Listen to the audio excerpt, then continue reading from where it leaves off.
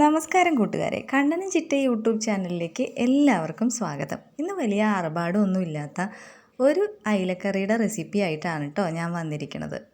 അപ്പോൾ നമ്മൾ മൺചട്ടിയാണ് എടുത്തിരിക്കണേ. മൺചട്ടി അടുപ്പിൽ വെച്ചിട്ട് ചൂടായിട്ട് വരുമ്പോൾ കുറച്ച് വെളിച്ചെണ്ണ ഒഴിക്കുക. എന്നിട്ട് ഉലുവ ഒന്ന് താളിക്കുക കേട്ടോ.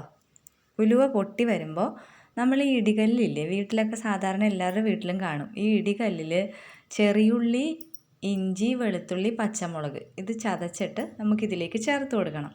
ഇത് മിക്സിയിലൊന്നും ചതയ്ക്കാൻ നിൽക്കണ്ട, ഇടികല്ലിൽ തന്നെ ചെയ്യണം കേട്ടോ. അതാണ് അതിൻ്റെ ഒരു രുചി. ഇനി ആവശ്യത്തിന് ഉപ്പും ചേർത്തിട്ട് നന്നായിട്ടൊന്ന് വഴറ്റിയെടുക്കാം. നമ്മൾ അയിലയാണ് കറി വെക്കണമല്ലോ, അപ്പോൾ ആ അയിലയിലേക്ക് കുറച്ച് മുളക് പൊടിയും മഞ്ഞൾപ്പൊടിയും ഉപ്പും ഒരു അരമണിക്കൂർ മുൻപേ തന്നെ ഞാൻ പുരട്ടി മാറ്റി വെച്ചിരുന്നു. അതുപോലെ തന്നെ കുടംപുളിയും വെള്ളത്തിലിട്ട് വെച്ചിരുന്നു. ഇത് വഴണ്ട് വരുമ്പോൾ ഇതിലേക്ക് മഞ്ഞൾപ്പൊടി ഉപ്പും ചേർത്ത് കൊടുക്കുക. ആവശ്യത്തിനുള്ള മുളക് പൊടിയും ചേർക്കാം. ഇത് നോക്കിയിട്ട് ചേർക്കണം. എന്താണെന്ന് വെച്ച് കഴിഞ്ഞാൽ നമ്മൾ ഉപ്പും മുളകെല്ലാം നേരത്തെ പുരട്ടി മാറ്റി വെച്ചതുകൊണ്ട് ഇതിൽ കുറച്ചിട്ടാൽ മതി. ഇനി നമ്മൾ കുടംപുളി കുതിർത്ത് വെച്ച ആ വെള്ളത്തെപ്പാടെ തന്നെ ഇട്ട് കൊടുത്തോളൂ. ഇനി ഇതിലേക്ക് ആവശ്യത്തിന് നമ്മുടെ അയില വേവാനുള്ള വെള്ളവും കൂടി ഒഴിച്ചിട്ട് ഒന്ന് അടച്ച് വെച്ച് വേവിക്കുക.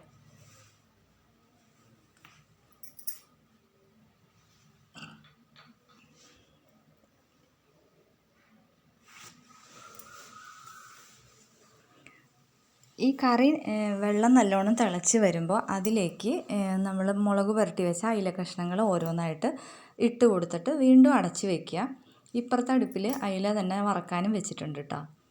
ഇനി ഈ കറി നല്ലോണം തിളച്ച് മീൻ കഷ്ണങ്ങളെല്ലാം വെന്ത് കുറുകി പാകമായിട്ട് വരുമ്പോൾ വറ്റണമെന്ന് കേട്ടോ. അതിലേക്ക് കറിവേപ്പിലയും കുറച്ച് വെളിച്ചെണ്ണയും ഒഴിച്ചു കൊടുക്കാം. മുകളിലായിട്ട് കുറച്ച് വെളിച്ചെണ്ണ മതി, ഒന്ന് ചിറ്റിച്ചു കൊടുക്കാം. ഇത്ര ആയാൽ നമ്മുടെ അയിലക്കറി റെഡിയായി കൈ കിട്ടിയിട്ടുണ്ട്. Thank you.